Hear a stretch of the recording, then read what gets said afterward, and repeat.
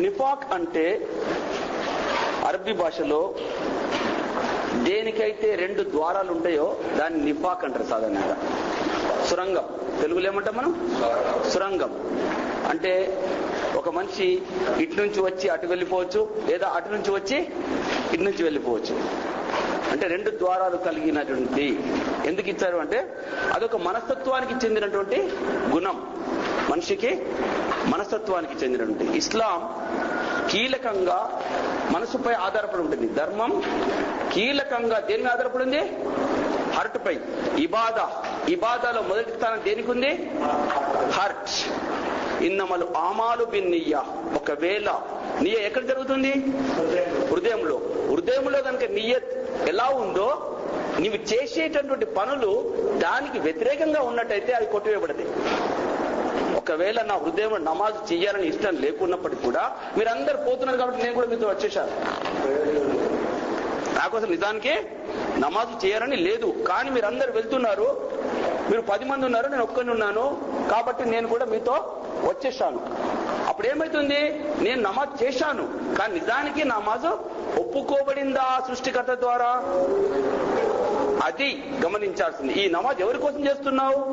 ఆయన కోసం చేస్తున్నావు. మరి ఆయన ఒప్పుకుంటే, స్వీకరిస్తే అది పని జరిగినట్టు. ఒకవేళ అతన్ని స్వీకరించకపోయినట్టయితే అది జరగకపోయినట్టు. కాబట్టి దాని కీలకం ఏంటిది? నియ్య. నియ్య ఎక్కడ ఉంది? హృదయంలో.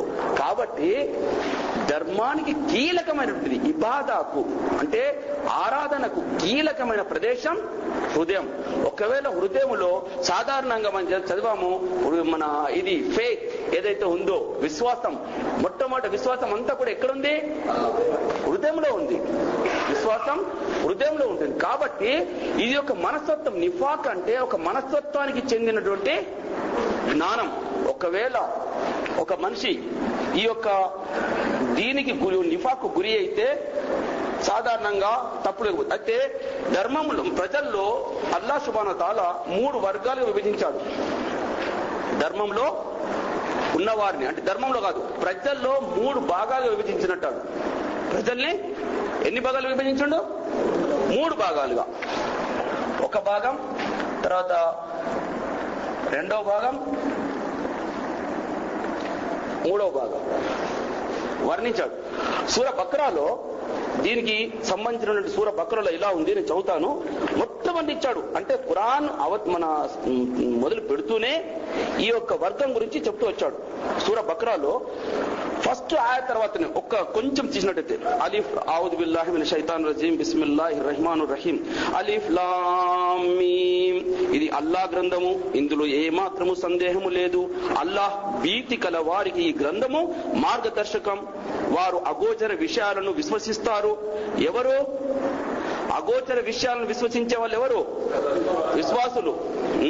నమాజును స్థాపిస్తారు. మేము ప్రసాదించిన దాని నుండి ఖర్చు చేస్తారు. మేము నీపై అవతరింపజేసిన ఈ ఖురాన్, నీకు పూర్వం అవతరింపజేసిన గ్రంథాలను విశ్వసిస్తారు. పరలోకాన్ని దృఢంగా నమ్ముతారు. ఇలాంటి వారు తమ ప్రభు తరపు నుండి రుజుమార్గంలో ఉన్నారు. ఏమని చెప్తున్నాడు? ఎవరైతే ఇలా నమ్ముతారో వారు రుజుమార్గంలో ఉన్నారు. అంటే ముస్లిమ్స్. ఇది ఫస్ట్ కేటగిరీ.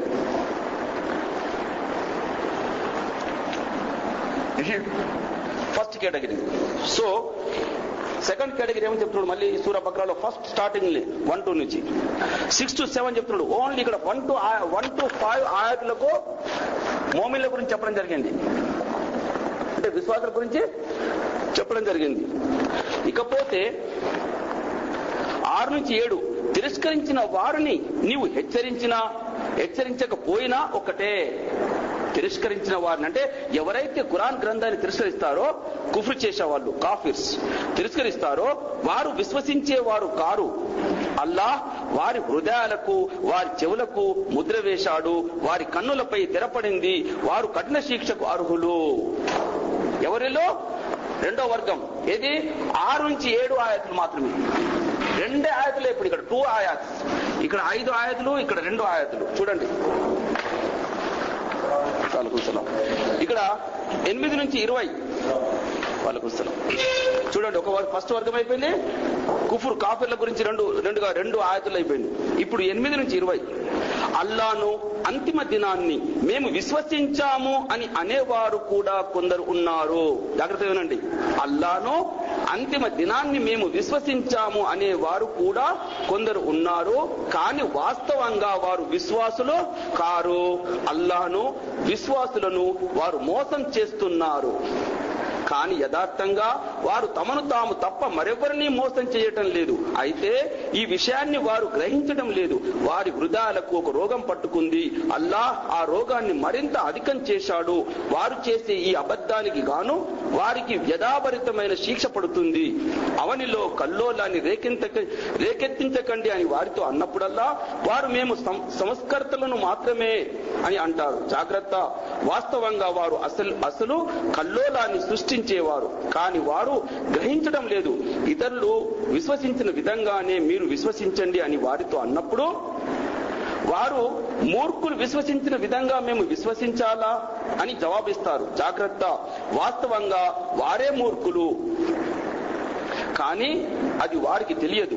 విశ్వాసులను కలిసినప్పుడు వారు మేము విశ్వసించాము అని అంటారు, కానీ తమ సైతాన్లను ఏకాంతంగా కలిసినప్పుడు వారు అసలు మేము మీతోనే ఉన్నాము అని వారిని కేవలం ఎగతాళి చేస్తున్నాము అని అంటారు.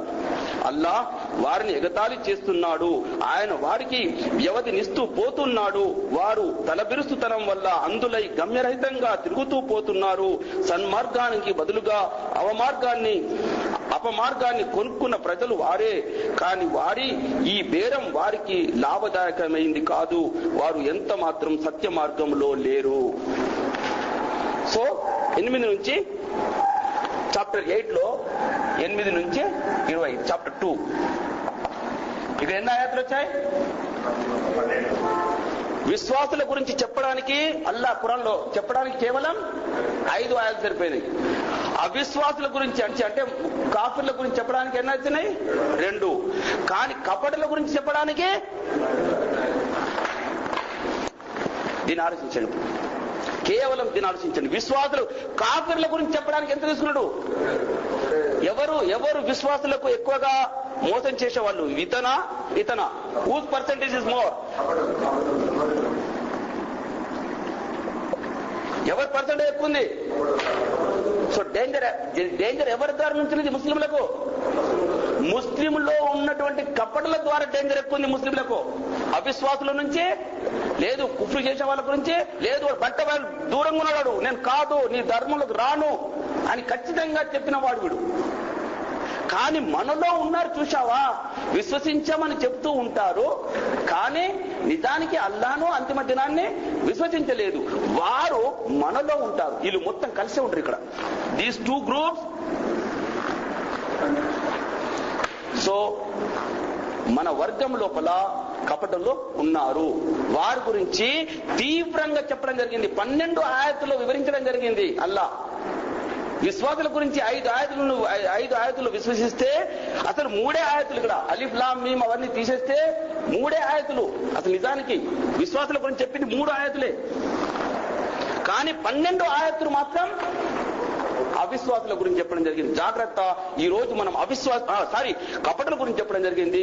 ఈ రోజు నిఫాక్ అనేది కేవలం కపటల గురించే మనం చదవబోతున్నాం. అంటే కపటలు అంటే ఎవరో కాదు, ముస్లింల మధ్య మన మధ్య మనమే తీసుకొని మొట్టమొదటి నేను కపటున్నా అనే దాన్ని మొట్టమొదటి చూసుకోవాలి. నేను ముస్లింలో ఉంది, ఇది ఈ 2 కూడా ముస్లింలో ఉంది. నేను కపటున్నా అని చూసుకోవాలి, రోజు చూసుకోవాలి.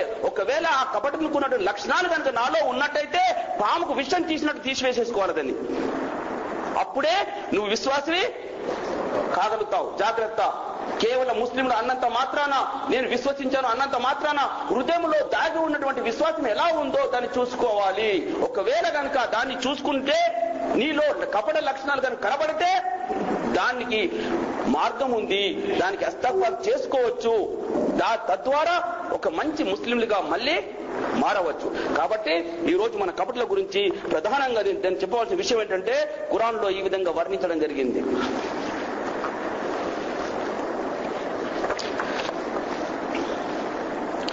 ఖురాన్లో మళ్ళీ అదే ఇప్పుడు కపటంలో నిశ్చయంగా తిరుగుబాటుదారులు మరియు మూర్ఖులు, మొండితనం వారు అన్నట్టు. అంటే సాధారణంగా కపటులు ఏదైనా చెప్తే ఉంటే వింటారు, కానీ హృదయంలోకి ఎక్కించుకోరు. దాని మీద ఆమీన్ అనరు. అంటే ఏదైనా విశ్వాసం వస్తే దాన్ని పట్టుకోరు, సరి అయినటువంటి విధానాన్ని పట్టుకోరు. ఎందుకంటే జారుడు బండ మీద ఉంటారు, ఏ అవకాశం వస్తే అటో వెళ్ళడానికి. ఇక్కడ మళ్ళా ఖురాన్లో చెప్తున్నాడు, కపటులు నరకాగ్ని యొక్క అట్టడుగు పొరల్లో ఉంచబడతారు. చూడండి,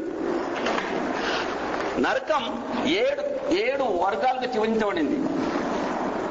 ఎన్ని? 1, 2, 3, 4, 5, 6, ఇది అట్టడుగుది 7. మంట వస్తుంటే ఎక్కడ ఎక్కుంటుందండి?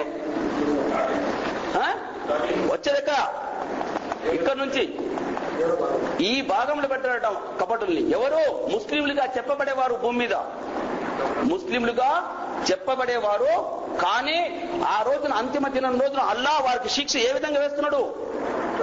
నరకములో అంతిమ భాగంలో ఖురాన్లో చెప్తున్నాడు వారికి శిక్ష విపరీతం. ఎందుకంటే ఇది ఈ కుఫ్రు చేసే వాళ్ళకంటే ఎక్కువగా మోసపూరితమైన వాళ్ళు అసలు ఇస్లాం ధర్మానికి కపటులు. కాబట్టి వీరిని మొదటి భాగంలో ఉంచవచ్చు, సన్మార్గం వాళ్ళు లేకపోయినప్పటికీ కూడా వారిని మొదటి భాగంలో ఉంచవచ్చు, రెండో భాగంలో ఉంచవచ్చు. కానీ కపటుల్ని అట్టడుగు భాగంలో ఉంచానని చెప్తున్నాడు. కఠినమైన శిక్ష ఉంది. కాబట్టి విశ్వాసులైనటువంటి మనం జాగ్రత్తగా తెలుసుకోవాలి.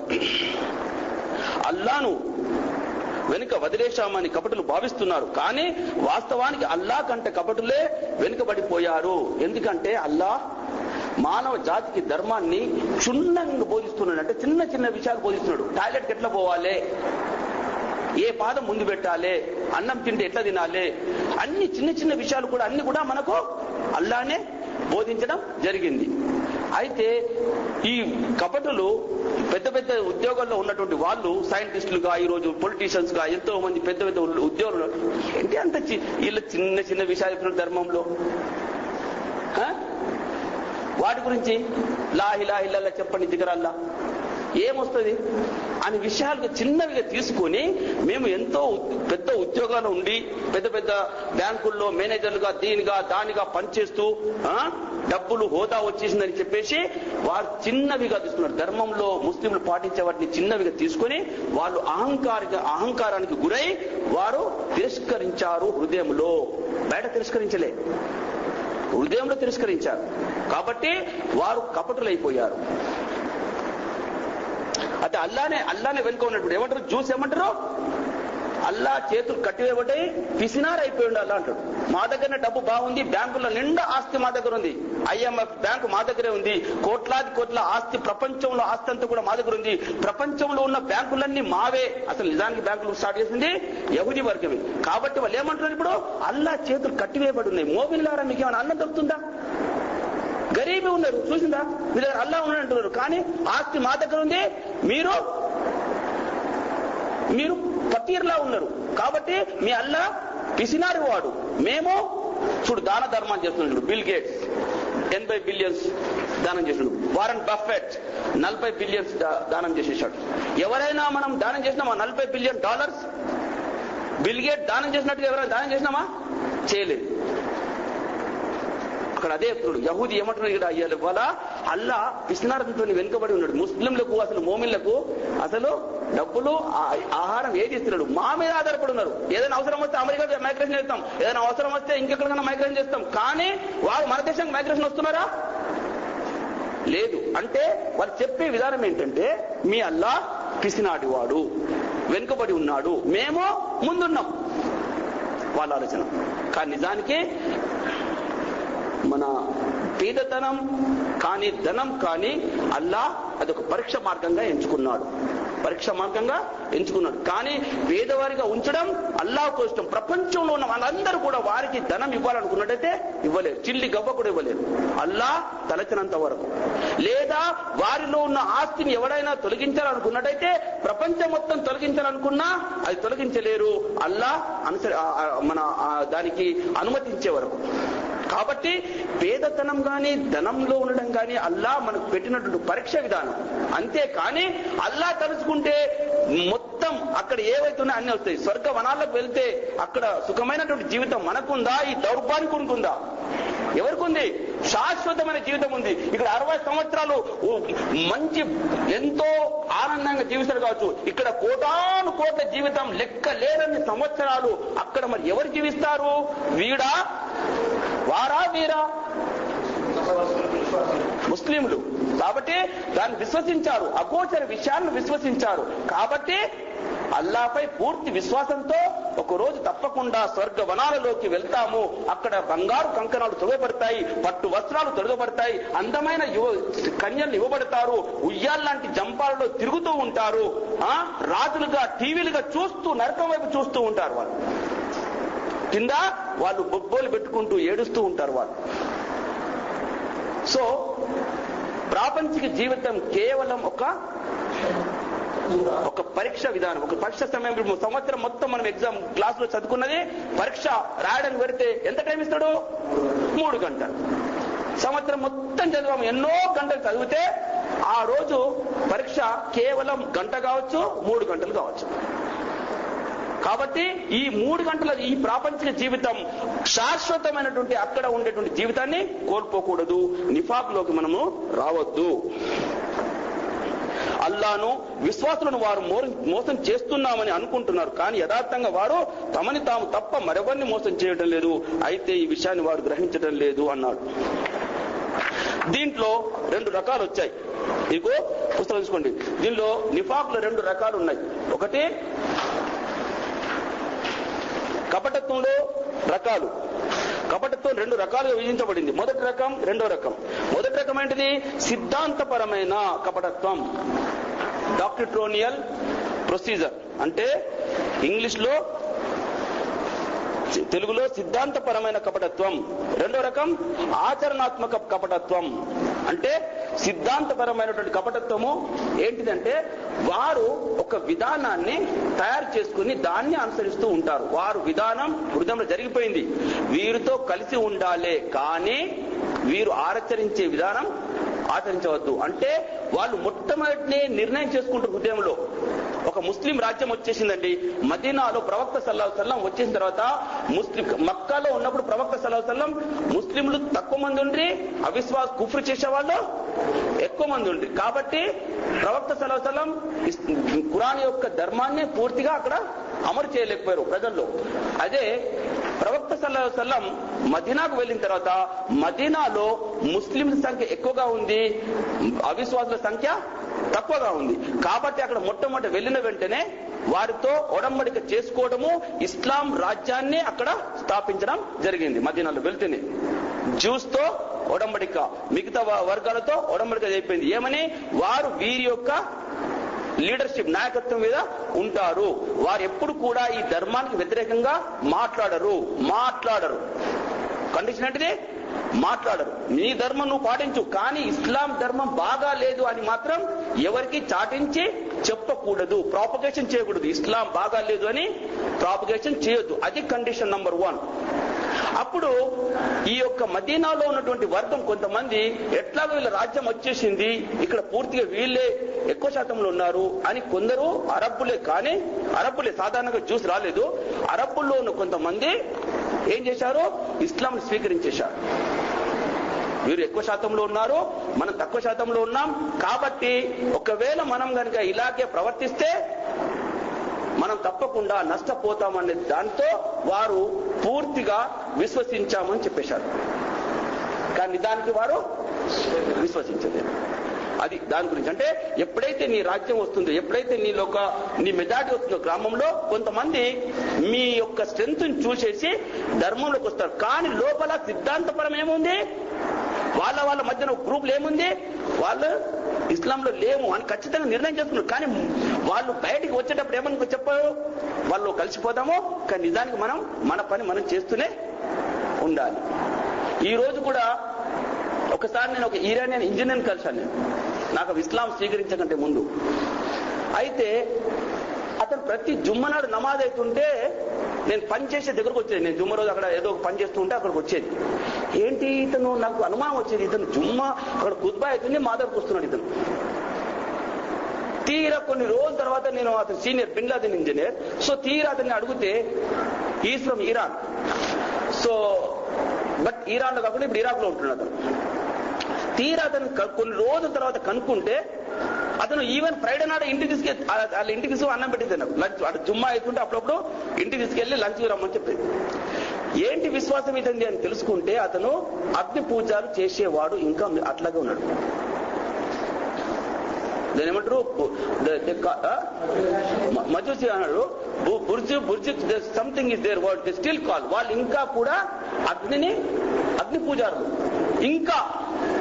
But his name is Adil. Adil అంటే ఎవరు? అల్లాహ్ యొక్క పేరు ఆదిల్. అలా ఇంట్లో అన్ని ముస్లింల పేర్లే. సో అతను నాకు చెప్పేది లాస్ట్ ఏంటి నువ్వు నమాజ్కు పోతే వెళ్తలేవు అని చెప్తే, నిజానికి మేమంతా అగ్ని పూజారులం, చాలా నిజమైంది, ఇదంతా అబద్ధం అని చెప్పేశాం. అక్కడ ఈవినింగ్ బిల్లాదిలో చూస్తుంటే ఏది మన తస్బీ పట్టుకొని మంచి ఎప్పుడు చేస్తే తస్బీ ఉంటుంది. చూడండి ఈ రోజు నాకు అర్థమవుతుందంటే వాళ్ళు ఎంత కపటులో, వాళ్ళు ఏ స్థితిలో నుండి ఎందుకు వచ్చారో చూసుకోండి. ఒక్కరోజు కూడా జుమ్మా నమాజ్కు పోడు, ఇంకే నమాజులు చేయడు. సో ఇది వారి గురించి చెప్తుంది అన్నట్టు. వాళ్ళు ఇరాన్ లో ఇస్లాం వచ్చినప్పుడు వాళ్ళు కూడా ఇస్లాంలోకి వచ్చేశారు, కానీ వాళ్ళు ఇస్లాంని స్వీకరించలేదు. లోపల ఇంకా వారి యొక్క పూర్వంలో చేస్తున్నటువంటి పూజలు పునస్కారాలు చేస్తూనే ఉన్నారు. వాటి మీద నమ్మకం ఉంది. పూజలు పునస్కారం చేయకపోయినప్పుడు కూడా నమ్మకం వాటి మీద ఉంది, వీటి మీద లేదు. అది అలాంటి వారు సిద్ధాంతపరంగా వచ్చిన వాళ్ళు. వీళ్ళు సిద్ధాంత లోపల ఒక నిర్ణయం జరిగిపోయింది, నియత్ జరిగిపోయింది. వీరు సిద్ధాంతపరమైనటువంటి వాళ్ళు. ఇంకొక వర్గం ఎటువంటిది, ఆచరణాత్మక. అంటే ముస్లింలో ఉంటారు కానీ కొన్ని అలవాట్లు సరిగ్గా లేవు. ఆచరించడంలో విశ్వాసం ఉంది, ఆచరణ విధానంలో అతనికి సరి అయినటువంటి ఇస్లామీయ ఆచరణ విధానము లేదు. కాబట్టి ఇది రెండో వర్గం. ఓకే, సిద్ధాంతపరమైనటువంటి వర్గం ఇది ఘోరమైన కపటత్వం. ఈ రకానికి చెందిన కపటులు పైకి ఇస్లాం ధర్మంపై విశ్వాసాన్ని మరియు నమ్మకాన్ని చూపుతూ తమలోని అవిశ్వాసాన్ని కప్పి ఉంచుతారు. చూశారా, వాళ్ళు నిర్ణయాత్మకంగా వారి ధర్మం మీద వారి యొక్క ఆలోచన విధానమే ఉంటారు, కానీ ధర్మంలోకే వచ్చేస్తారు. ఈ విధమైన కపటత్వం ఇస్లాం నుండి పూర్తిగా బహిష్కరింపజేస్తుంది. ఈ విధంగా ఎవరైతే ఇస్లాంలోకి వస్తారో అతను చనిపోయిన తర్వాత ఇక్కడ ప్రజల్లో అందరు ముస్లింలుగా చలామణి అవుతున్నప్పటికీ ఇస్లాం నుంచి అల్లాహ్ బహిష్కరింపజేశాడు, ఇస్లాంలో లేడు. అతను ఎన్ని మంచి కార్యాలు, హజ్జుకు పోయినా, సలా చేసినా అన్ని బయటకు ఫిజికల్. ఇస్లాం చెప్పాను, ఇస్లాంలో ఉన్న అన్ని ఫిజికలే. నోరుతో ఉచ్చరించడం, సలా చేయడం, తర్వాత ఉపవాసం ఉండడం, జకాత్ ఆ డబ్బులు పంచిపెట్టడం, లేదా హజ్జుకు పోవడం, ఇవన్నీ ఫిజికల్ గా చేసినాయి. ఇవన్నీ చేసినప్పటికీ కూడా నీ హృదయంలో గనక కపటత్వం గనక ఉన్నట్టయితే ఇస్లాంలో నువ్వు లేవు. కాబట్టి జాగ్రత్త సుమ. కాబట్టి అల్లాహ్ అంటాడు వారిని ఇస్లాం నుంచి బహిష్కరింపజేయబడతారు. ఈ రకంగా వచ్చిన వాళ్ళు, ఇస్లాంలో ఉన్న వాళ్ళు కంప్లీట్ గా అవుట్. అల్లాహ్ ఇటువంటి కపటులను అన్ని రకాల దుష్టత్వ గుణాలు కలవారిగా వర్ణించాడు. వాళ్ళకి ఎలాంటి లక్షణాలు ఉంటాయంటే, సాధారణంగా వాళ్ళని తీక్షణంగా చూసినట్టయితే వాళ్ళు ఎన్నో లక్షణాలు కనపడతాయి. ఆ లక్షణాలు అన్ని కూడా ఇస్లాంకు విశ్వాసానికి వ్యతిరేకంగా ఉన్నటువంటివి. వారి యొక్క లక్షణాలు ఇస్లాంకు ముస్లింకు ఇక్కడ లక్షణాలు చెప్తున్నాడు. ఇక్కడ ఇండైరెక్ట్లీ ముస్లింల యొక్క లక్షణాలు చెప్తున్నాడు. ఇక్కడ ఎవరి లక్షణాలు చెప్తున్నాడు? ముస్లింలు. అంటే ముస్లిం అంటే ఎవరు? అయ్యా మనమే అనండి. ముస్లిం అంటే ఎవరు? మనమే. మన లక్షణాలు చెప్తున్నాడు ఇక్కడ. So be careful. ఎప్పుడు అటు చూపించకండి, ఎప్పుడు ఇటు చూపించుకోవాలి. నేను ముస్లింలే, నాలో ఈ గుణాలు ఉన్నాయా అని చూసుకోవాలి. అందుకే ఎదురు చూపించకండి. అల్లాహ్ ఇటువంటి కపటలు అన్ని దుష్టత్వ గుణాలు కలవారిగా వర్ణించాడు. ఈ లక్షణాలు ఉంటాయట. అవిశ్వాసం, దైవ విశ్వాసం లేకపోవటం, ఇస్లాం ధర్మాన్ని మరియు ముస్లింలను ఎగతాళి చేయటం, తిరస్కరించటం, మరియు ఇస్లాం ధర్మ విరోధుల వైపుకు మొక్కి పూర్తి ఆసక్తితో శత్రువులతో పాలు పంచుకోవటం. చూశారా, కొంతమంది సౌదీ అరేబియాకు వచ్చేస్తారు ముస్లింలు, వచ్చి నాన్ ముస్లిం ఇళ్లలో ఉంటారు. చాలా మంచోడండి. అవిశ్వాసి యొక్క ఏ పని కూడా అల్లా అంతిమ దినాన్న స్వీకరించాడు. అవిశ్వాసి యొక్క ఏ పని కూడా ఒక్కటి కూడా అల్లా అంతిమ రోజున స్వీకరించాడు. మనం చెప్తున్నాం చాలా మంచివాడని, అతనితో ఫ్రెండ్షిప్ వేస్తాం, అతనితోనే ఉంటూ ఉన్నాం, ముస్లింలతో ఉండటం లేదు. అంటే ఏంటిది? మనకంటే మనం చేసే పనుల కంటే వారు చేసే పనులు అతనికి ఆకర్షితమైపోయినాయి. సో అలాంటి లక్షణాలు కలిగి ఉండవద్దు ముస్లింలకు. ఎగతాళి అంటే వాళ్ళతో ఉన్నప్పుడు ఏం చేస్తాడు? వాళ్ళు ఎగతాళి చేస్తుంటే ఈయన సైలెంట్గా ఉన్నాడు అనుకోండి, అంటే ఇతను కూడా ఎగతాళి చేసినట్టే. ఒకవేళ గైర్ ముస్లింతో ఉన్నప్పుడు వాళ్ళు మన మీద మనం చేసే పనుల మీద ఎగతాళి చేస్తూ ఉంటే, ఒకవేళ ఒక ముస్లిం ఉండి అందులో అతను సైలెంట్ గా ఉన్నట్టయితే అతను కూడా ఎగతాళి చేస్తున్నట్ట కాదా? చేస్తున్నట్టే. మౌనమే అంగీకారానికే పునాది. సో దౌర్భాగ్యం వలన ఇటువంటి కపటులు ప్రతి కాలంలో జీవించి ఉన్నారు. ప్రత్యేకంగా ఇస్లామీయ సామ్రాజ్యం అధికారంలో ఉన్నప్పుడు మరీ ఎక్కువగా ఉండేవారు. వారు తమ చెడు తలంపులను పైకి చూపలేక ముస్లింలుగా ప్రవర్తిస్తూ రహస్యంగా ఇస్లాం ధర్మానికి వ్యతిరేకంగా కుతంత్రాలు పన్నేవారు. కపటత్వాన్ని నింపుకొని ముస్లింల మధ్య ఉంటూ తమ ప్రాణాన్ని మరియు సంపదలను కాపాడుకుంటూ ఉండేవారు. చూశారా? ప్రాణాన్ని, దాని యొక్క సంపదలని. ఎందుకంటే ఇస్లామీయ రాజ్యంలో ప్రవక్త సల్లల్లాహు అలైహి వసల్లం ఏం చెప్పాడంటే, ఎవరైతే ముస్లింలు కాలేదో ఇంతవరకు, ఎవరైతే లా ఇలాహా ఇల్లల్లా పలకలేదో, ముస్లింలు అనకండి, లా ఇలాహా ఇల్లల్లా పలకలేదో, లేదు ఆరాధనకు అర్హుడైనటువంటి వాడు ఎవ్వడూ లేడు, ఒక్క ఆ ఆరాధ్యుడు తప్ప అనే పలుకుని పలకలేదో వారితో పోరాటం చెయ్యమని చెప్పాడు ప్రవక్త సల్లల్లాహు అలైహి వసల్లం. ఈ పోరాటం చేయమని ప్రవక్త కాదు చెప్పింది, అర్ష్ పైన ఉన్నటువంటి ఆ సృష్టికర్త చెప్పాడు. సందేశాలను ఎందుకు పంపించాడు? భూమి మీద లా ఇలాహా ఇల్లల్లా పలకడం లేదు, ఆరాధన నాకు చేయటం లేదు. వమా ఖలక్తుల్ జిన్న వల్ ఇన్సాన ఇల్లా లియఅబుదూన్, నాకు ఆరాధన చేయడం లేదు, అందుకనే ప్రవక్తను పంపించాడు. ఆ ప్రవక్త చెబితే ప్రవక్త మాటలు కాదు, ప్రవక్తను పంపించింది అతను కేవలం లా ఇలాహా ఇల్లల్లా గురించి. కాబట్టి అటువంటి వారితో పోరాటం చేయడం ప్రతి ముస్లిం యొక్క ధర్మం. ఎటువంటి పోరాటం? అతనికి అర్థం చేయించాలి, అతను ఖురాన్ గ్రంథం ఇవ్వాలి, అతను కూర్చోబెట్టాలి, అతను బోధిస్తూ ఉండాలి. ఎప్పుడైతే నీతో ప్రతిఘటన చేయడో అంతవరకు బోధిస్తుండే. ప్రతిఘటన చేస్తే నువ్వు కూడా ప్రతిఘటన చెయ్యాలి. నిన్ను ఆపిమన్నప్పుడు నువ్వు ఆపవద్దు. ఒకవేళ తిరుగుబాటు చేస్తే నువ్వు తిరుగుబాటు చేయాలి. నీతో ఫైట్ చేస్తే నువ్వు ఫైట్ చేయాలి. దిస్ ఇస్ కాల్డ్ జిహాద్. కేవలం జిహాద్ అంటే ఏదో కత్తిని తీసుకుపోయి తల నరకడం కాదు, అతన్ని జీవించి ఉంచడం, అతని ద్వారా లా ఇలాహా ఇల్లల్లా అనే సాక్ష్యాన్ని పలికించడానికి ప్రయత్నం చేయించాలి. అది నువ్వు చేసేటువంటి కష్టత్వం. అల్లాహ్ గురించి శ్రమించడము అంటే అది శ్రమ, దర్బు కాదు. దర్బు అంటే యుద్ధం. జిహాద్ అంటే శ్రమించడం. ఏ విధంగా శ్రమించాలి? నీ యొక్క అన్ని యొక్క వసతులతోని అల్లాహ్ మార్గంలో ఖర్చు పెడుతూ అతనితో, ఆ ప్రజలతో లా ఇలాహా ఇల్లల్లాని పలికింపజేయటం చేయాలి. అది పోరాటం. అందుకని ఈ పోరాటంలో వాళ్ళు నష్టపోతామేమో అన్న భయంతోనే వారు ఇస్లాంలోకి వచ్చేశారు కపటులు. కాబట్టి వాళ్ళ సంపదని కాపాడుకోవచ్చు, మంచిగా ఇంటి దగ్గర సుఖంగా జీవించవచ్చు అనే విధానంతో ఇస్లాంలోకి వచ్చారట వాళ్ళు. ఇంకా అల్లాహ్ తన సందేశాల ద్వారా మార్గభ్రష్టత్వం మరియు కఠిన శిక్షల నుండి ప్రజలను కాపాడడానికి ఈ తన దివ్య సందేశాన్ని మార్గదర్శకంగా పంపాడనే సత్యాన్ని కూడా నమ్మరు.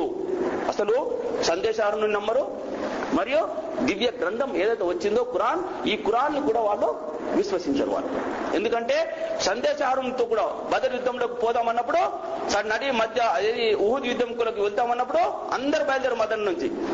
మధ్యన అబ్బా వాళ్ళ సంఖ్య పెద్దగా ఉంది, మనం అసలు 700 మంది, వాళ్ళు 3000 మంది, ఏం యుద్ధం చేస్తాం, అంత తప్పు, అసలు ప్రవక్తకు తెలివి లేదు, మనమంతా శ్మశానానికి పోవడానికి తయారై సిద్ధమవుతున్నాం, ఇది కాని పని చెప్పి మధ్యన గొడవ పెట్టుకొని ఒక 200 మంది ఇంటికి వచ్చేసారు. కపటులు ఇంటికెళ్ళి బయలుదేరిండు. మధ్యాహ్నం వాళ్ళ సంగతి తెలిసిన తర్వాత ఇంత పెద్ద ఎత్తున వచ్చారు వాళ్ళు ఆ ఉహుదు కొండ మీద యుద్ధం చేయడానికి అన్నప్పుడు మక్కవాసులు ఈ మధ్యన ఏదో ఒక చిన్న విషయం పెట్టుకుని నాకు తెలివి లేదు, అసలు ఇదంతా ఏంది, అసలు మనం చచ్చిపోతాం, ఈ రోజు శ్మశానం పోతాం, కఫన్ తీసుకుని వచ్చినాం మనం ఇప్పుడు అనే ఉద్దేశం మొదలుపెట్టి చివరికి మధ్యాహ్నం గొడవ పెట్టేసుకుని వాపసు వచ్చేశారు. ఇటువంటి వాళ్ళు అంటే సందేశాన్ని నమ్మలేదు, అటు దివ్య గ్రంథాన్ని నమ్మలేదు. ఎందుకు వచ్చినట్టు వాపస్? ఆడ సందేశారుడు వారితో యుద్ధం చేస్తుంటే ఒక విశ్వాసి ఇంట్లో వచ్చి పెళ్ళంతా కూర్చుంటాడా? ఇది నిజంగా కపటత్వానికి అది గొప్పదైనటువంటి నిదర్శనం కాదా ఇది? కాబట్టి వాస్తవానికి అల్లాహ్ ఆ కపటల గురించిన నిజానిజాలను బట్టబయలు చేసి ఉన్నాడు. వారి రహస్యాలను తన దివ్య గ్రంథంలో అవతరింపజేశాడు. అల్లాహ్ తన యొక్క దాసుడైనటువంటి ముహమ్మద్ సల్లల్లాహు అలైహి వసల్లంకు అలాంటి కపటలు ఎటువంటి వారు ఈ దివ్య ఖురాన్ గ్రంథం ఆయతులలో శాశ్వతంగా తెలపడం జరిగింది. ఈ రోజున మనం చదువుతున్నాము అంటే అల్లాహ్ దాని ఖురాన్ లో దించడం జరిగింది. తద్వారా మనం కపటల యొక్క విశ్వాసం ఎలాంటిది అన్నది తెలుసుకోగలుగుతున్నాం. కాబట్టి అల్లాహ్ తన దాసుడికి మరియు దివ్య ఖురాన్ లో చెప్పడం జరిగింది. వారి రహస్యాలను వారి గుణగణాల గురించి వర్ణించినాడు. దీని ద్వారా విశ్వాసులు అలాంటి కపట్లను కనిపెట్టి వారి కుతంత్రాల నుండి కాపాడుకోవాలను ఖురాన్ లోని 2వ అధ్యాయమైన సూర బక్రా ప్రారంభంలో మొత్తం ఇదంతా చెప్పడం జరిగింది. ఓకే, ఈ యొక్క బద్ధ శత్రుత్వాన్ని ఏ సమయంలో ఉన్న ప్రదర్శించవచ్చును. అయితే వారి గురించి తెలియని అజ్ఞానులు వీరిని శాంతి స్థాపించడానికి ప్రయత్నిస్తున్న శాంతి దూతలుగా భ్రమపడతారు. కానీ అది అత్యంత ప్రమాదకరమైన అజ్ఞానం. ఈ రకమైన కపటత్వం 6 విధాలుగా విభజించబడింది. వీరట శాంతిని స్థాపిస్తామట. ఇక్కడ చెప్తాడు ప్రపంచంలో మేము ఇవాళ అమెరికా యునైటెడ్ నేషన్స్ ఆర్గనైజేషన్ ఏం చెప్తుంది, ప్రపంచంలో శాంతిని స్థాపించడానికి మేము ఫోర్సెస్ ని ఇరాక్ పంపించినాం. అక్కడ పోయి చేసింది ఏంటంటే 60,000 మంది ఇరాక్ ని చంపేసినాడు. పై నుంచి విమానాల ద్వారా ఏమి ఆయుధాలు ఉన్నటువంటి ప్రజల్ని గుడిసెల్లో జీవించే వాళ్ళని మిజైల్తో కొట్టడం శాంతిని స్థాపించడం అంటే. గుడిసెల్లో నివసిస్తున్న వాని మీద మిజైల్ తో ఆకాశం నుంచి కింద ఉంచి పోరాట చేస్తే బయటకన్నా రెజ్లింగ్ చేయొచ్చు, మళ్ళీ యుద్ధం చేయొచ్చు. అక్కడికి వెళ్ళి కొడితే పైకి వెళ్ళి సాఫిస్టికేటెడ్ వెపన్స్ తీసుకొచ్చి శాంతిని స్థాపిస్తున్నామని చెప్పేసి ప్రజలని మిజైల్స్ ద్వారా ఎన్నో రకాలుగా చంపడం ఇది శాంతిని స్థాపించడమా? కాదు. సో ఇలాంటి వాళ్ళు కపటులు పూర్తిగా అహ్లే కితాబ్ దైవ గ్రంథం ఉన్నప్పటికీ చేతుల గ్రంథాన్ని పట్టుకున్నప్పటికీ నిజానికి అల్లాని వారు విశ్వసించలేదు. ఎందుకంటే అల్లాని విశ్వసించినట్టయితే దివ్య ఖురాన్ దైవ గ్రంథమే అవుతుంది. దైవ గ్రంథంలో ఉన్నటువంటి వాక్యాలని వారు విశ్వసించలేదు. కాబట్టి వీరు 6 రకాలుగా ఉంటారట. ఏ విధంగా? ఈ రోజున ప్రపంచంలో ఈ రోజున ఇలాంటి వారి ఎన్ని విధాలుగా వారు చెప్తున్నప్పటికీ, పేర్లు చెప్తున్నప్పటికీ వాళ్ళ గుణం మాత్రం ఎలాంటిదంటే ప్రవక్త ముహమ్మద్ సల్లల్లాహు అలైహి వసల్లంని అసత్య పలుకుతారని అబంధం వేయడం. అంటే ప్రవక్త తీసుకొచ్చినటువంటి ఏదైనా పలుకుందో అది హదీసుల్లో గాని ఖురాన్ది గాని వాళ్ళు ఒప్పుకోరు, ఇది అసత్యమట. మరియు ముహమ్మద్ సల్లల్లాహు అలైహి వసల్లం ఉపదేశించిన వాటిలో కొన్నింటిని నిరాకరించడం. ఖురాన్ చాలా మంచిదే, కానీ అందులో మన పనిష్మెంట్ మంచిగా లేదు, లేదా జకాత్ ఇవ్వడం మంచిగా లేదు. ఏంది జకాత్? నా ఆస్తి నేను పంచి వాళ్ళకి ఇవ్వాలా, అది బాగలేదు. లేదా మ్యారేజ్ గురించి ఒక సిద్ధాంతం బాగలేదు. లేదా గే మ్యారేజ్ చేసుకోవడం ఎందుకు చేసుకోవద్దు? లెస్బియన్ ఆడవాళ్ళు ఎందుకు మ్యారేజ్ చేసుకోవచ్చు? ఇలా ఒక్కరే ఎందుకు మ్యారేజ్ చేసుకోవాలి? అది ఖురాన్లో అది లేదు కాబట్టి అది మంచిగా లేదు. అంటే ఖురాన్ గ్రంథం మంచి, వడ్డీ తీసుకోవడం మాత్రం తప్పది. అందులో అది లేకుంటే ఖురాన్ గ్రంథం మంచిది. ఇప్పుడు 40 ఆయాతులు ఒక అమెరికన్ కొంతమంది ఇచ్చారు. ఖురాన్ నుంచి 40 ఆయాతులు తీసేస్తే మేము అంతా ఒకటే వాళ్ళు చెప్తున్నారు. వచ్చారు ఒక 100 ఆయాతులు తీసేస్తే మేము మీతో కలిసిపోతాం, మేము కూడా ముస్లింలా ఉంటాం.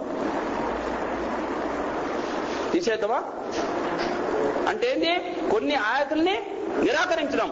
స్కూల్లో విద్యార్థులకు ఈ యొక్క పాఠ పుస్తకాల్లో చెప్తూ ఉంటే వాళ్ళు అది కూడా చెప్పారు, మీ పాఠ్య పుస్తకాలు ఇలాంటివి చెప్తున్నారు కాబట్టి చెప్పొద్దు. రికమెండేషన్ అక్కడ నుంచి మీరు ఏ పుస్తకాలు ఏం చెప్తున్నారో వాళ్ళు చదువుతున్నారు. వాళ్ళు మీరు స్టూడెంట్ చిన్నప్పటి నుంచి ఇవన్నీ చెప్పి వాడిని మాకు వ్యతిరేకులు చేసినారు, మన దుష్మన్ చేసేస్తున్నారు మీరు.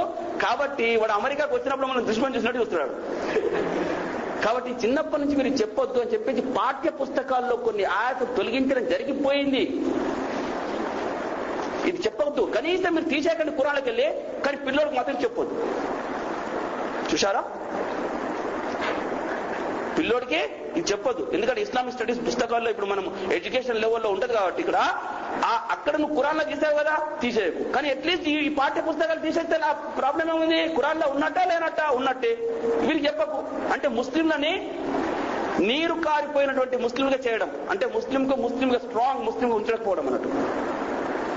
So this is also another danger. అది ఇట్లాంటి చేసే వాళ్ళంతా కూడా కపటులే. ప్రవక్త ముహమ్మద్ సల్లల్లాహు అలైహి వసల్లంని అసహించుకోవటం. చూడండి, ఫిత్నా అనే ఒక ఫిలిం తీసుకొచ్చారు ఈ మధ్య. ఎక్కడ డెన్మార్క్ నుంచో ఇక్కడ నుంచి వచ్చింది. ఫిత్నా అనే ఒక సినిమా తీసుకొచ్చి ఖురాన్ లో ఉన్న ఆయతని హేళన చేస్తూ ఒక ఫిలిం తీసుకొచ్చారు వాళ్ళు. ఇప్పుడు దాని పేరు ఫిత్నా. లేదా ప్రవక్త సల్లల్లాహు అలైహి వసల్లంని అసహించుకోవడం, కార్టూన్స్ వేయడము, కార్టూన్స్ కింద ప్రవక్తని చూపించడము, అలాంటి అసహించుకోవడం. వీళ్ళంతా ఎవరు? అహ్లే కితాబ్. ప్రవక్త ముహమ్మద్ సల్లల్లాహు అలైహి వసల్లం ఉపదేశించిన వాటిలో కొన్నింటిని అసహించుకోవటము, ఇస్లాం ధర్మపు తిరోగతిపై సంతోషపడటం మరియు సంతృప్తి చెందటము, ఇస్లామీయ ధర్మపు విజయాలను అసహించుకోవటము, ఏవగించుకోవటము. వీరి యొక్క లక్షణాలు ఏంటి అంటే 6 లక్షణాలు ఉంటాయట ప్రధానంగా వీరిలో. ఇవి అంటే ఫండమెంటల్ ప్రిన్సిపల్స్ అన్నిటిని కూడా వాళ్ళు నిరాకరిస్తూ వస్తున్నారు. కాబట్టి ఈ 6 రకాలు ఏవైతే ఉంటాయో వారిని ఇస్లాం నుంచి బహిష్కరించడం జరిగింది. వీళ్ళు ఒకవేళ ఈ లక్షణాలు కనుక ఉన్నట్టయితే వారు ఇస్లాంలో లేరు. ఓకే. రెండో రకం ఆచరణాత్మక కపటత్వం. అంటే ముస్లింల్లో కొన్ని ఆచరణ చేస్తూ ఉంటారు, కొన్ని పనులు చేస్తూ ఉంటారు. ఆ పనుల్లో అంటే విశ్వాసం లోపల ఉన్నప్పుడు కూడా అజ్ఞానం. ఇప్పుడు మన ఎదుగుర ఇండియాలో చాలా మంది పుస్తకాలు చదవక అజ్ఞానంలో ఎవరో చెప్తుంటే ఇది ఇస్లాంలో ఉన్నది అని చెప్పి అరబీలో మంచి రాసుకొచ్చి పెడితే ఉంచుకుంటారు. అందులో ఏముందో తెలియదు, అరబీలో ఉంది. అలా చూసి ఈసా ప్రవక్త నేను ఈసాను ఒప్పుకున్నాను అని అన్నట్టయితే ఈసాని అన్నిటికీ పాపాలు కడిగి వేస్తున్నాడు, అరబీలు రాసి ఇస్తే పెట్టేస్తున్నారు. అరబీలో ఉంది కదా, అరబీలో చదివేతను చెప్పడు ఈసాని కనుక నమ్ముకున్నట్టయితే మీ పాపాలన్నీ కడిగి వేయబడతాయి. మరి నిజంగా అది అలా ఉందా ఖురాన్లో? లేదు. అలా మంచి మంచి పోస్టర్స్ కింద వాళ్ళు విచ్చలవిడిగా పంచిపెట్టారు ప్రపంచం మొత్తం ముస్లింలు. అంటే ఇండోనేషియా, పాకిస్తాన్, బంగ్లాదేశ్, ఇండియా ఇలాంటి కంట్రీల్లో అరబ్బీలో బైబిలికల్ ఎవాంజలిస్ట్ అంటే ఎవరైతే వాళ్ళ ధర్మాన్ని పోయించాలో అరబ్బీలో రాసుకొచ్చారు. మంచి మంచి పోస్టర్ రాసుకొచ్చి ఇస్తే మనం ఎదురుగా రూమ్ లో పెట్టుకున్నాం, దాన్ని ఫ్రేమ్ కట్టించి. అందులో ఉన్నది ఏంటంటే మీరు ఈసారి నమ్ముకున్నట్టయితే మీ పాపాలన్నీ కడిగిపడతాయి. అంటే మన పోస్టర్ నమ్ముకున్నట్టయితే జరిగిపోయింది. అలా ఆచరణ తెలియకదన్న ఏదో విషయాలు ధర్మంలో లేదు, కానీ వాళ్ళు ఎవరో ఒక తెలియని ముస్లిం అవుతుంది చెప్తే ఇతను నమ్మేశారు, ఒకతను ఆలిం అని చెప్పేసి చెప్తే నమ్మేశారు. కాబట్టి ఆచరణాత్మకంగా కొన్ని తప్పులు జరిగాయి. వారు కపటల కిందికి వస్తారా రారా అన్న విషయం తెలుసుకుంటున్నాం. హృదయంలో కొంత దైవ విశ్వాసాన్ని ఉంచుకొని, హృదయంలో దైవ విశ్వాసము ఉంది కూడా కపటలు చేసే చెడు పనులు ఈ రకమైన కపటత్వాన్ని సూచిస్తుంది. కొన్ని పనులు వాళ్ళు చేసుకుంటారు. నమాజ్కు పోరు, సాయంత్రం అయిందంటే ఈ టీవీ చూసుకుంటేనే లేదా ఇంకేమైనా సినిమా చూసుకుంటా అబ్బా అలసిపోయినాం కదా ఇండియాలో ఓవర్ టైం 2 గంటలు ఎక్కువైపోయింది కదా, ఇషా నమోదు వస్తే పోరు, సరాసరి పడుకుంటారు. పోయేటోని ఉంటే నువ్వు పోయిరా, నేను తర్వాత చేస్తాను, వచ్చిన తర్వాత నేను చేస్తాను వెళ్ళు అంటారు. నమాజ్ని గోల్, 1 రోజు 2 రోజులు 3 రోజులు 4 రోజులు మొత్తం గోల్ అయిపోతుంది ఈవినింగ్. అప్పుడు ఏమైతుంది? ఇది ఒక కపటకు ఉండే లక్షణాల్లో ఇది ఒకటి లక్షణం అట. కాబట్టి ఈ లక్షణం మరి తీవ్రంగా నువ్వు ముస్లింలు కాదా అంటే ఏమన్నావు అని లేచి వస్తాడు. అంటే విశ్వాసం లోపల ఉంది అని. సో విశ్వాసం ఉంది కానీ ఆచరణలో అలసట ఉంది. కాబట్టి అలసట దీని రోగాన్ని నయం చేయవచ్చు. కపటు చేసే ఇది ఇస్లాం ధర్మం నుండి బహిష్కరింపజేయదు, కానీ అటువైపు మార్గం చూపుతాయి. కపటతో టైం అయిపోయిందో చూడండి ఉందా? ఓకే, ఎందుకంటే always they are blaming me. Okay, కపటతో పనులు చేస్తున్నా కూడా ఇటువంటి వారిలో ఇంకా దైవ విశ్వాసం మిగిలి ఉంటుంది. కానీ కపటత్వం అధికమైతే పూర్తిగా కపటుడుగా మారిపోతారు. ప్రవక్త ముహమ్మద్ సల్లల్లాహు అలైహి వసల్లం ఇలా ఉపదేశించారు. ఒకవేళ ఈ మనిషి కనుక క్రమేణా ఒక విషయంలో అయిపోయింది, రేపు రెండో విషయంలో కూడా ఏదైనా పొరపాటు చేయొచ్చు, రేపు ఇంకొక విషయంలో కూడా పొరపాటు చేయొచ్చు. ఒకవేళ ఇతను అలా దూరంగా ఉండిపోతే ఒక రోజున పూర్తిగా ధర్మం నుంచి జారి పడిపోవచ్చు. కాబట్టి ఇది రోగం మంచిది కాదు. కాబట్టి దానికోసం ప్రవక్త సల్లల్లాహు అలైహి వసల్లం ఏమని చెప్పారంటే, ఎవరైనా 4 లక్షణాలు ఉన్నట్లయితే వారు పూర్తిగా కపటత్వం కలిగి ఉన్నవారు అవుతారు. ఈ ఆచరణాత్మక సిద్ధాంతం లోపల వారికి 4 లక్షణాలు. మొట్టమొదటి సిద్ధాంత పరంగా ఉన్న వాళ్ళకు 6 లక్షణాలు ఉన్నాయి అక్కడ. ఓకే, 6 లక్షణాలు వాళ్ళు ఉన్నట్టయితే ఇస్లాంలో లేడు. కానీ 4 లక్షణాలు కనుక ఉండి పూర్తి అయిపోతే వాడు జారిపోతాడు, ఇస్లాం నుంచి జారిపోతుంది. కాబట్టి 4 లక్షణాల లోపల with in, not total 4, with in 4, not total 4, అందులోకెళ్ళి 1 out of 4 కావచ్చు, 2 out of 4 కావచ్చు, 3 out of 4 కావచ్చు, 4 out of 4 అయితే అవుట్. అర్థమైందే? 4 ఒక లక్షణం ఉంటే ఇస్లాంలో ఉన్నట్టే, 4 2 ఉంటే ఇస్లాంలో ఉన్నట్టే, 4 3 ఉంటే ఇస్లాంలో కూడా ఉన్నట్టే. 4 అయిపోయినాడు అవుట్ అయిపోతాడు అన్నాడు. జాగ్రత్త. ఇది ఈ 4 లక్షణాలు ఏంటి ప్రవక్త సల్లల్లాహు అలైహి వసల్లం చెప్తున్నారు ఇక్కడ మనకు. ఎవరైనా 4 లక్షణాలు ఉన్నట్లయితే వారు పూర్తి కపటత్వం కలిగి ఉన్నవారవుతారు. అంటే 4 అయిపోయింది. వారిలో ఎవరైనా వాటిలో ఒక లక్షణం కలిగి ఉంటే 1 out of 4, ఆ గుణాన్ని వదలంత వరకు వారు కపటత్వాన్ని కలిగి ఉన్నవారవుతారు. ఈ లక్షణాలు ఏంటి? మాట్లాడినప్పుడు అసత్యం పలకటం నంబర్ 1 ఒక లక్షణం. రెండోది చేసిన ఒడంబడికలను వంచటం. అంటే అయిపోయింది సరే, 10 నిమిషాలు అంటే మరి ఎందుకు అయిపోయినట్టు? హలో, టైం అయిపోయిందండి, మా స్టూడెంట్స్ ఇంకా టైం ఉందంటారు. Okay okay okay okay okay ఒక్క నిమిషం చేయండి సార్. Okay okay. చేసిన ఒడంబడికను వంచటం, ప్లీజ్, చేసిన వాదనను భంగపరచటం మరియు ఘర్షణ పడినప్పుడు సత్యాన్ని ఉల్లంఘించటం. నేను దీని గురించి తర్వాత క్లాసులో చెప్తాను. ఈ 4 లక్షణాల గురించి మీరు బాగా ఏ లక్షణం చెప్పండి, మీరు చెప్పండి ఇప్పుడు.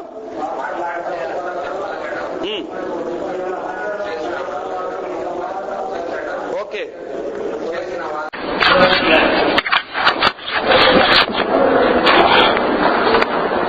మనం గత వారంలో కపటత్వం చదివాం. కపటత్వం సాధారణంగా ఎక్కడ ఉంటుంది? హృదయంలో ఉంటుంది. హృదయంలో ఉన్నది ఏదైనా కనబడుతుందా?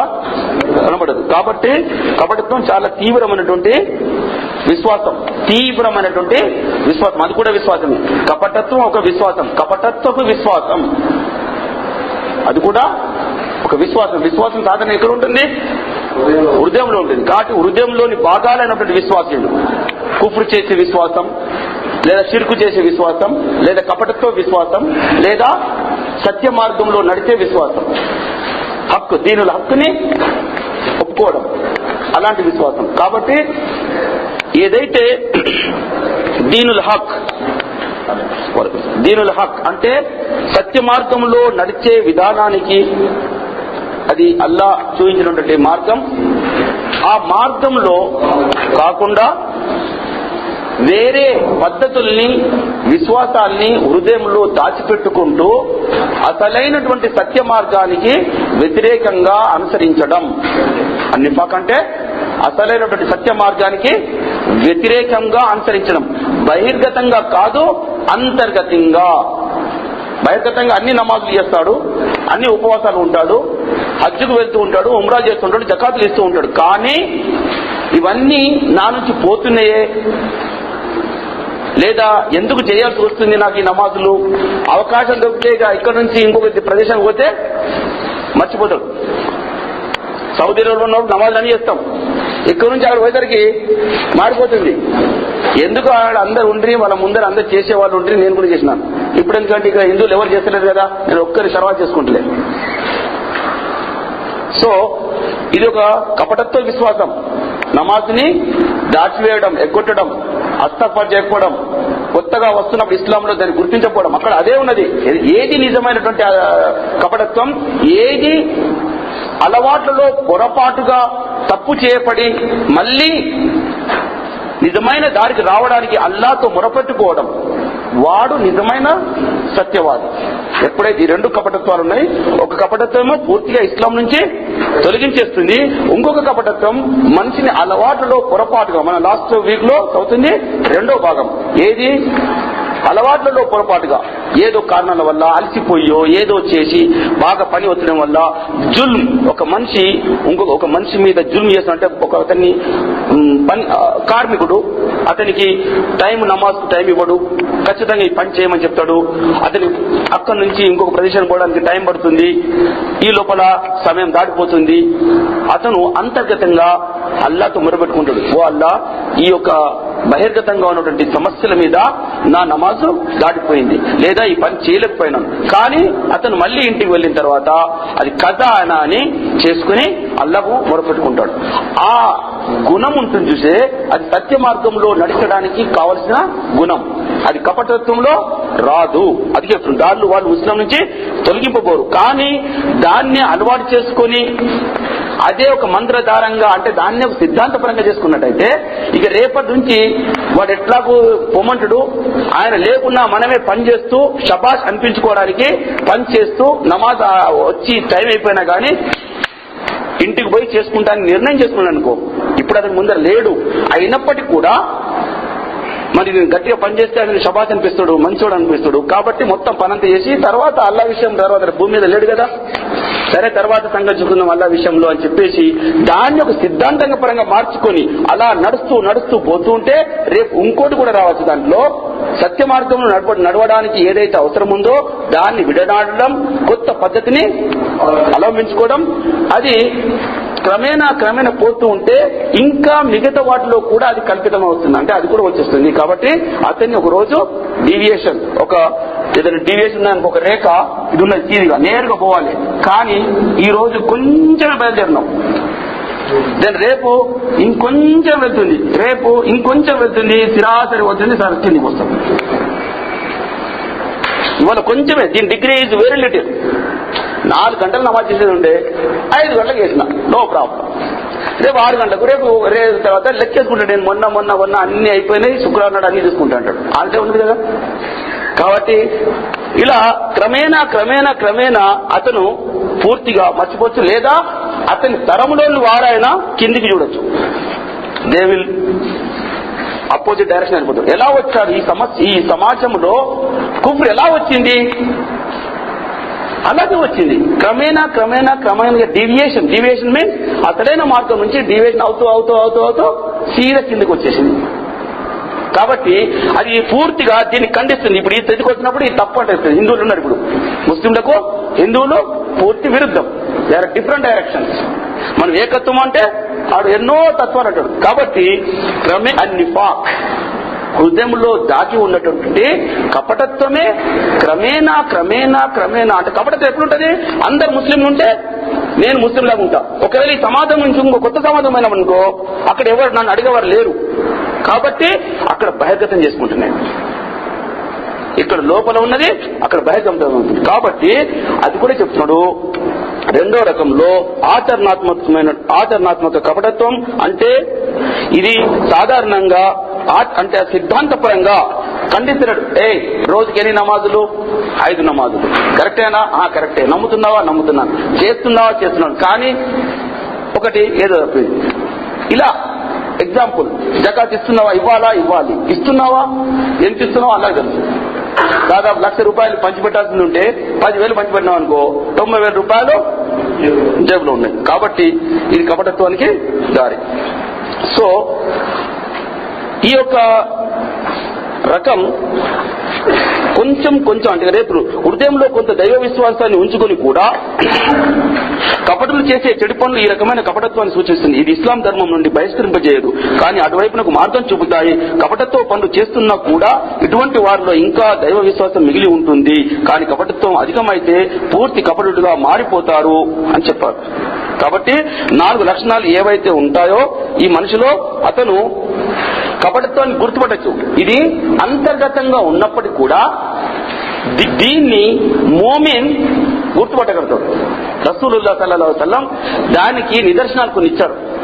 ఎటువంటి వాడు ఈ లో రకం కపటత్వం వాడు అన్నది, లో రకం అంటే రెండో జాతి చెందిన వాడు ఎటువంటి వాడు అన్న వాటి మీద కొన్ని నిదర్శనాలు బహిర్గతంగా చెప్పాడు. కాబట్టి ఈ నిదర్శనాలు కనుక ఒక వ్యక్తిలో ఉన్నట్టయితే అతను కపటత్వంలో ఉన్నటువంటి చివరి భాగంలోని వాడు, అంటే మేజర్ సెక్షన్ లో లేడు అన్నట్టు. ఎట్లాంటి లక్షణాలు? ఓకే, మాట్లాడినప్పుడు అసత్యం పలకటం ఒకటి, చేసిన ఒడంబడికలను వంచడం రెండోది, ఓకే రివిజన్, చేసిన వాదనలను భంగపరచడం మూడోది, మరియు ఘర్షణ పడినప్పుడు సత్యాన్ని ఉల్లంఘించటం. ఈ 4 లక్షణాలు ఉంటాయట మనిషిలో. ఒకవేళ ఈ మనిషి కనుక ఒక ముస్లిం ఈ 4 లక్షణాలు కానీ ఒకటి ఉన్నట్టయితే అతను ఆ కపటత్వంలో 25% భాగం ఉంది. అతను ఓన్లీ 25% భాగం ఉంది. లేదా 2 లక్షణాలు ఉన్నాయనుకోండి, 50% లక్షణాలు వచ్చేసిన దాంట్లో. లేదా 70% 3 లక్షణాలు ఉన్నాయనుకోండి, అతనికి 70% లక్షణాలు కపటత్వానికి వచ్చేసాయి. ఒకవేళ 4 లక్షణాలు ఉన్నాయనుకోండి, అతను పూర్తిగా కపటత్వంలోకి అడుగు పెడుతున్నాడు. సో దీస్ 4 క్యారెక్టర్స్ ఈ 2వ రకం వాటికి చిహ్నాలుగా ప్రవక్త సల్లల్లాహు అలైహి వసల్లం చెప్పారు. ఇంకా వీరిలో ఏదైనా ఒక లక్షణం ఉన్నట్లయితే వారు కపటత్వం ఒక చిహ్నం కలిగి ఉన్నవారుగా గుర్తించబడను. వాస్తవానికి మానవులలో కొన్ని మంచి దైవ విశ్వాసపు చిహ్నాలు మరియు కొన్ని చెడు కపటత్వపు చిహ్నాలు ఉంటాయి. వీటిలో ఎక్కువ ప్రభావితం చేసి ముందుకు నడిపించిన చిహ్నం ఏదైతే ఉంటుందో దాని ప్రతిఫలం మానవుడు పొందుతాడు. ఉదాహరణకు మస్జిద్లో నమాజ్ చేయడానికి వెళ్లటంలో ఆలస్యం చేయటం అనేది కపటత్వానికి ఒక చిహ్నం. వాస్తవానికి ఇది ప్రవక్త ముహమ్మద్ సల్లల్లాహు అలైహి వసల్లం యొక్క సహచరులు చాలా తీవ్రంగా భయపడిన కపటత్వపు అలవాట్లలోని ఒక ముఖ్యమైన దురలవాటు. ఇబ్నే ములైకాఫ్ ఇలా తెలిపారు, దాదాపు 30 మంది ప్రవక్త ముహమ్మద్ సల్లల్లాహు అలైహి వసల్లం యొక్క సహచరులు ఇటువంటి కపటత్వం నుండి తీవ్రంగా బయటపడటం నేను చూశాను. ఒకసారి ప్రవక్త సల్లల్లాహు అలైహి వసల్లం వస్తూ ఉంటే ఒక దగ్గర ఈ కపటలు మన మదీనాకు తిరిగి వస్తున్నారు. అక్కడ ఖైబర్ నుంచి, ఈ యొక్క ఖైబర్ నుంచి వస్తున్నప్పుడు అక్కడ యుద్ధం అయిపోయింది. చివరికి మదీనా వైపు వచ్చేస్తున్నప్పుడు రిలాక్స్ గా వస్తున్నారు. కొంతమంది ముందర, కొంతమంది వెనుక పోతున్నాం. బ్యాక్ టు పెవిలియన్, మన గమ్యస్థానానికి వెళ్తున్నప్పుడు కొంతమంది ముందుగా వెళ్లి కపటస్తులు ఒక ఎత్తైన కొండ, ఒక లోయ ఉంది, ఆ లోయ నుంచి పోవాలి కాబట్టి ఎత్తైన కొండ ఎక్కి దాగి ఉండి దాని మీద నుంచి రాళ్లు కింద పడవేయడానికి సిద్ధంగా ఉన్నారు అన్నట్టు. ఎప్పుడైతే ప్రవక్త సల్లల్లాహు అలైహి వసల్లం ఆ లోయ గుండి రావడానికి ప్రయత్నం చేస్తూ ఉంటారో ఆ సమయంలో పైనుంచి రాళ్లు విసిరి వేయాలి, జార వేయాలి అన్న ఉద్దేశంతో ప్రవక్తని సల్లల్లాహు అలైహి వసల్లం చంపడానికి అదే వర్గంలో వస్తున్నటువంటి కపటస్తులు ఉన్నారు అక్కడ. సో అక్కడ ప్రవక్తతో దగ్గరలో తన సహచరుడైనటువంటి ఈ అతను ఇతను చెప్పడం జరిగింది. ఏమని? ఒక సహచరికి ఆ పేరు మర్చిపోయాను, అతను చెప్తా ఉంటాడు రసూలుల్లాహి సల్లల్లాహు అలైహి వసల్లం, పలానా కొండ మీద ఇల్లు దాగి ఉన్నారు, మన మీద రాళ్లు వేయాలని. వారి పేర్లతో సహా ఆ సహాబికి చెప్తాడు. ఒక సహాబి మాత్రమే పేర్లతో సహా, మొత్తం పేర్లతో సహా 30 మంది సహచరుల యొక్క పేర్లు అతనికి చెప్పడం జరుగుతుంది. కేవలం అతను చెప్పి వారిని ఇవ్వడం జరుగుతుంది, ఇది నీకు నాకు తప్ప ఇంకెవరికి తెలియదు. కానీ ఆ కొండని అల్లాహ్ సుబ్హానహు వ తఆలా అతన్ని, ప్రవక్తని ఎలాంటి ప్రాబ్లమ్స్ కాకుండా దాటవేస్తాడు. సో చూడండి, ప్రవక్తతో యుద్ధం చేయడానికి వెళ్లి వస్తూ ఉన్నప్పుడు ప్రవక్తనే చంపడానికి పూనుకున్నారు అంటే వీళ్ళ కపటం ఎంత పైకి వెళ్లి కూర్చుందో చూడండి. ఇస్లాంలో, ముస్లింలో జిహాద్లో పాల్గొని, ధర్మయుద్ధంలో పాల్గొని దానికి రావాల్సినటువంటి డీడ్స్ అల్లాహ్కి పొందడానికి ప్రయత్నం చేస్తూ అసలైన ఇస్లాంను రూపం అవ్వడానికే వాళ్ళు ఏమాత్రం కూడా వెనుకంజ వేయలేదు. సో ఇది తీవ్రమైనటువంటి కపటత్వం అన్నట్టు ఇది.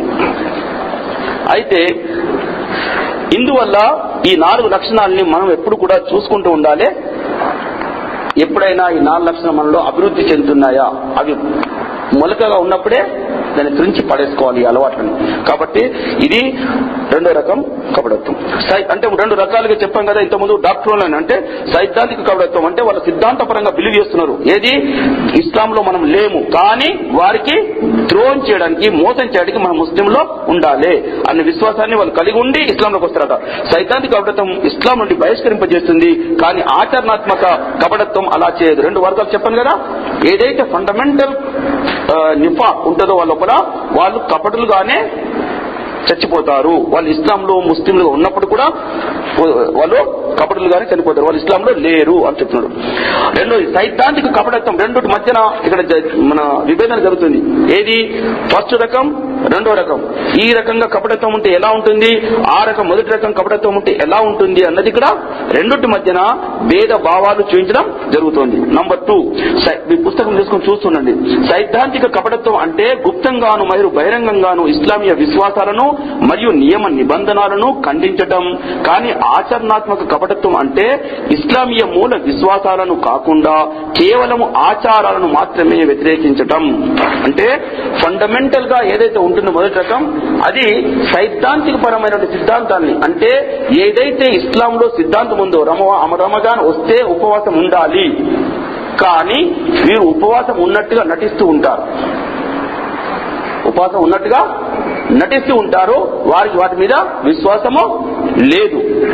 కానీ ఒక మనిషి ఏదో అలవాట్ల పొరపాట్లు ఏదో ఒక రోజున అతను ఆచరణాత్మక అంటే ఆచరణలో ఒక రోజు డుమ్మగొట్టుడు, అతనికి ఏదో అయ్యేలా సార్లు చాలా టైం అయిపోయిందో లేచిన కాబట్టి ఇవాళ నేను ఉండేసుకుంది తెలియక ఆచరణలో అతని విశ్వాసం ఉంది, కానీ ఒకతను దాన్ని ఆచరించలేకపోయాడు ఏదో కారణాల వల్ల.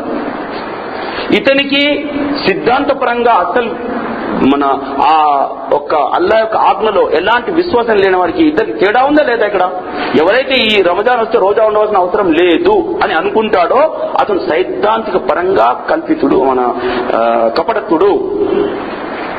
అతను ఇస్లాంలో లేడు, అతను ఇస్లాం లాగా ముందర నటించినా ఇస్లాంలో లేడు. కానీ ఆచరణాత్మకంగా అలవాట్లలో పొరపాటుగా ఒక రోజు రమజాన్ నెలలో లేట్ గా లేవడం, ఇవాళ లేట్ గా లేచాను కదా, సరే ఇవాళ నేను ఉండను, తర్వాత నేను దీన్ని ఉంచుకుంటానులే అనే ఉద్దేశంతో అతను దాన్ని ఒక రోజు ఉపవాసం లేకుండా ఉండడం, అతనికి ఇతనికి చాలా తేడా. ఇది రెండో రకం. ఇతను ఇస్లాంలో ఉంటాడు, అల్లా అతన్ని ఇస్లాంలోనే ఉంచాడు. ఇది వాళ్ళ యొక్క మధ్య తేడా. మూడవ రకం, ఒక విశ్వాసిని సైద్ధాంతిక కపటుగా పరిగణించకూడదు, కానీ అతడు కొన్ని ఆచరణాత్మక కపటత్వ పనులు చేస్తుండవచ్చును. ఒక విశ్వాసిని అంటే ఇక్కడ మూడవది ఏంటిది, ఒకతను విశ్వాసి పూర్తిగా, కానీ అతనికి దాంట్లో ఖురాన్లో గాని హదీసులో గాని తేడా లేదు. ఎప్పుడైనా ఈ హదీస్ చెప్పబడినప్పుడు దాన్ని ఖండించడు, సహీ హదీస్ చెప్పినప్పుడు దాన్ని ఖండించడు.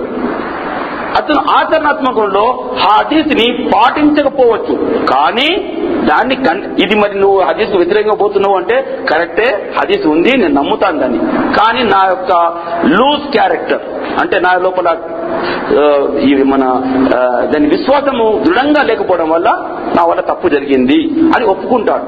కాబట్టి ఇతనికి ఆ మొదటి రకంకు తేడా ఉంది అని చెప్తుంది కూడా. అర్థమైందా? విశ్వాసి అతను ఇంకా విశ్వాసియే. నాలుగవది, ఏదైనా సైద్ధాంతిక కపటత్వానికి అలవాటు పడిన వారు సాధారణంగా పశ్చాత్తాపపడరు మరియు క్షమాభిక్ష వేడుకోరు. ఎందుకు వేడుకుంటారు? ఎవరైతే సైద్ధాంతికంగా అంటే ఇస్లాంలో లేకున్నప్పుడు కూడా వాళ్ళ రాజ్యం వచ్చేసింది, మనం 10 మంది ఉన్నాం, వాళ్ళు 90 మంది ఉన్నారు, ఓ గ్రామంలో గాని ఒక పట్టణంలో గాని మనం ముస్లింలో కలిసిపోవాలి, కాబట్టి వాళ్ళు పశ్చాత్తాపడరు ఎన్నడు. ఒక ఎగ్జాంపుల్, ఇక్కడ సున్నీ ముస్లిమ్స్ ఉన్నారు, ఎగ్జాంపుల్ మొత్తం సున్నీయే, కొంతమంది షియా వాళ్ళు కూడా ఈ దీంట్లో ఉన్నారు, కానీ వాళ్ళు మొదటికి కనబడరు. ఎగ్జాంపుల్ అలా కూడా ఉంది. వాళ్ళు ఈ యొక్క నమాజు మస్జిద్లోకి రారు. వాళ్ళ ఉద్దేశం ఏంటిది బాగా గ్రహిస్తే, నిజానికి ఈ మందిలో ఉన్నప్పుడు కూడా ఇన్ని రోజుల నుంచి వరకు సరైన జ్ఞానం లభించకపోతుందా, తరతరాలుగా లభించలేకుండా ఉందా, అతను సత్యం తెలిసినప్పుడు సత్యాన్ని గ్రహించాలి అనేది హృదయంలో రావడం లేదా అంటే నిజానికి సత్యాన్ని అలవర్చుకోవడానికి సిద్ధంగా లేరు. కాబట్టి అల్లా వారి హృదయాన్ని కట్టివేశాడు, చెవులని కట్టివేశాడు, కళ్ళు కట్టివేశాడు. కాబట్టి వాళ్ళు దూరంగా ఏదైనా దీనికి అపోజిట్ గ్రూప్ ఉందనుకో దాంట్లో చేశారు అన్నట్టు, కానీ నటన మాత్రం ముస్లిం లాగానే ఉంటుంది. సో ఇది వారు పశ్చాత్తపడరు. దీనికోసం మేము తప్పు చేశాం, ఆఖరి ఏం వస్తుంది, అల్లా ముందు నిలబడాలి, లెక్కల పత్రం తీసుకోబడుతుంది, కర్మల పత్రాలు ఇవ్వబడతాయి, నరకం స్వర్గం ఉంది, ఆ రోజున ఏమైతుంది ఆ పరిస్థితి అని భయపడడు. కాబట్టి సత్యాన్ని భయపడకుండా ఇలా ప్రవర్తించే వాడిని సత్యాన్ని స్వీకరించిన వాడా కాడు. కాబట్టి అతనికి ఇస్లాంలో స్థానం లేదు. అతను పశ్చాత్తాపడతను. ఒకవేళ రెండో రకం, ఒకవేళ వారు పశ్చాత్తాప పడినా దాన్ని అల్లాహ్ స్వీకరిస్తాడా లేదా అనేది ఒక వివాదాస్పదమైన విషయం. ఎవరైనా ముందరికి వచ్చి అతను ముందర చెప్పినప్పుడు కూడా సరే నా తప్పైపోయింది అన్నప్పుడు కూడా మళ్ళీ లోపల అదే ఉంటుంది. ఒక మనిషి వచ్చి ఇస్లాహ్ అతని యొక్క ధర్మాన్ని సరిదిద్దడానికి ఒక దాయి వెళ్ళి అతనికి సరి అయిన బోధన చేస్తే అతను ముందర ఒప్పుకోవచ్చు. కానీ నిజంగా అతనికి లోపల మళ్ళీ అది కూడా లేదు. కాబట్టి ఇంకోవైపు ఆచరణాత్మక కపటత్వం ఉన్న వ్యక్తి పశ్చాత్తాపడతాడు, క్షమాభిక్ష వేడుకుంటాడు. ఒకవేళ వారు పశ్చాత్తాప పడితే అల్లాహ్ స్వీకరించవచ్చు. తీవ్రమైన కపటత్వం ఉన్న వారి గురించి దివ్య ఖురాన్లో ఇలా తెలుపబడింది: చెవిటివారు, మూగవారు మరియు గుడ్డివారు ఎప్పటికీ మరలరు. మరలటం అంటే ఇక్కడ ఇస్లాం వైపునకు హృదయపూర్వకంగా మరలి రావటం. వారి గురించి అల్లాహ్ దివ్య ఖురాన్లో మళ్ళీ తెలుపడు: తాము ప్రతి సంవత్సరం 1-2 సార్లు పరీక్షకు గురి చేయడాన్ని వారు చూడటం లేదా, కానీ దీని తరువాత కూడా వారు పశ్చాత్తాప పడటం లేదు, ఏ గుణపాఠాన్ని నేర్చుకోవటం లేదు. అంటే ఇక్కడ ఏమని చెప్తున్నాడంటే అదే చెప్పండి. ఒకవేళ సత్యం వారి ముందరికి వచ్చినప్పుడు కూడా దాన్ని ఏ రకంగా సెన్సెస్, చెవులున్నాయి, కళ్ళున్నాయి, హృదయం ఉంది, దాంట్లో ఒక రకమైన రియాక్షన్ రావాలి. ఇది సత్యం వచ్చేసింది, ఇది జ్ఞానం వచ్చేసింది, దీన్ని స్వీకరించాలా వద్దా, దీన్ని పాటించాలా వద్దా, పాటిస్తే ఏమొస్తుంది, స్వీకరిస్తే ఏమొస్తుంది, స్వీకరించకపోతే ఏం జరుగుతుంది, పాటించకపోతే ఏం జరుగుతుంది అనే జ్ఞానాన్ని తెలుసుకోవడానికి ప్రయత్నం చెయ్యాలి. ఒకవేళ చెయ్యలేనట్టయితే, తన మార్గమే సిద్ధాంతపరంగా చేసుకున్నట్టయితే అతను తప్పకుండా నష్టపోవడంలో గురైతాడు. పశ్చాత్తాపం అల్లాహ్తో అడగడు, అల్లాహ్ని గుర్తించడం లేదు, అల్లాహ్కు భయభ్రాంతులు అసలే లేవు.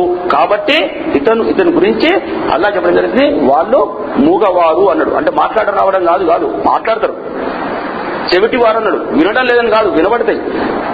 కళ్ళు గుడ్డివారు కాదు, చేతులు పట్టుకుని నడుస్తలే, వాళ్ళు కళ్ళు ఉన్నాయి కానీ సత్యాన్ని గ్రహించడం లేదు ఇక్కడ అని చెప్పడం అన్నట్టు. వాళ్ళన్నీ ఆపివేయబడ్డాయి. ఎందుకు? హృదయంలో కపటత్వం ఉంది కాబట్టి ఇవన్నీ కూడా బహిరంగంగా ఆపివేయడం జరిగింది. వాటి ద్వారా ఎలాంటి లాభాన్ని పొందరు. లాభం పొందడం అంటే స్వర్గానికి చేరుకునే రహదారిని అనుసరించడం. ఆ రహదారి వారికి దొరకదు. స్వర్గానికి అంటే లాభం పొందటము అంటే ఏంటి? ఇక్కడ నష్టాంతో కూడుకున్నాడు అన్నాడు. వల్ అస్ర్ ఇన్నల్ ఇన్సాన లఫీ ఖుస్ర్. ఏమన్నాడు ఇక్కడ? మానవుడు నష్టానికి గురి అయినాడు. నష్టంకు అపోజిట్ పదం ఏంటి? లాభం. ఇక్కడ లాభం పడటం లేదంటే ఏంటి? స్వర్గానికి దారి లేదు. గుర్తుపెట్టుకోండి, నష్టంకు లాభం. లాభం అంటే స్వర్గం, నష్టం అంటే నరకం. ఇల్లల్లదీన ఆమను వ ఆమిలుస్ సాలిహాతి వ తవాసౌ బిల్ హక్కి వ తవాసౌ బిస్ సబ్రి. ఏమని చెప్తున్నాడు? వీరు 4 గుణాలు ఉన్నవారు తప్ప మిగతా వారంతా నష్టపోయారని చెప్తున్నాడు ఇక్కడ. ఈ 4 గుణాలు ఉన్న వాళ్ళు ఒకవేళ ఉంటే నరకానికే వెళ్తారని ఇక్కడ చెప్తున్నాడు. కపటత్వంలో ఉన్న 4 గుణాలు ఉన్నట్టయితే. కాబట్టి లాభం అన్నప్పుడు స్వర్గం యొక్క రహదారి. కాబట్టి ఇక్కడ ఏమంటున్నాడు? వీరికి లభించదు. కాబట్టి ఈ యొక్క కపటత్వాన్ని మనం ఎలాంటి పరిస్థితుల్లో కూడా ఉంచుకోవద్దు.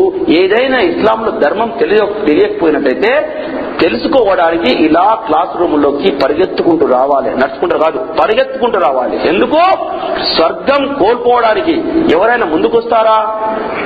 నాకు స్వర్గం వద్దు అనేవారు ఉన్నారా? చెప్పండి. నాకు స్వర్గం వద్దు, లాభం వద్దు అనేవాళ్ళు మనం ఉన్నామా?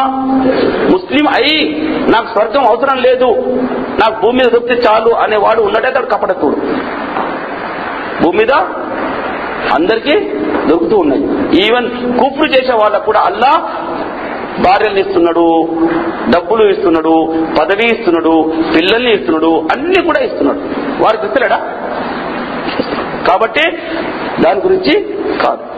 సో ఇంతటితో అన్ నిఫాక్ మనం ఈ క్లాస్ ని ఈ యొక్క లెసన్ ని కంప్లీట్ చేసేస్తున్నాం.